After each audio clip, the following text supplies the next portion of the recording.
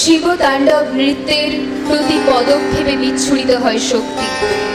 নির্গুণ পরব্রহ্ম শিব, তিনি তো স্বরূপত নিষ্ক্রিয়।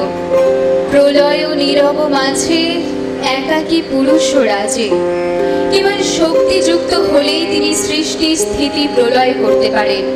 শিবতাণ্ডবের সঙ্গে অলক্ষ্যে যুক্ত হয়ে আছেন মহাশক্তি দেবী ভগবতী।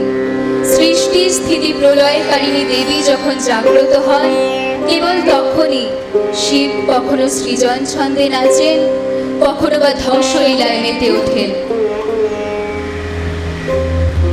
মনে পড়ে যায় রোগসজ্জায় যুগাবতার শ্রী রামকৃষ্ণ দেব সারদা দেবীকে বলছেন, এ আর এমন কি করেছে, তোমাকে এর চেয়ে ঢের বেশি করতে হবে।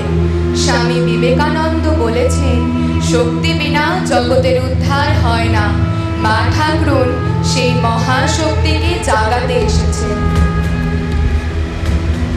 যুগে যুগে আমরা দেখি শিবের সঙ্গে শক্তির সংযোগ। শিব এবং শক্তি একত্রে জন্ম দেয় শুভ শক্তি, যার আবাহনে জগতের পরম কল্যাণ। তাই শিবস্তুতি সম্পূর্ণ হয় তখনই যখন সেখানে শক্তি পূজা পায়। আমাদের সর্বশেষ নিবেদন পার্বতী শঙ্কর স্তোত্র।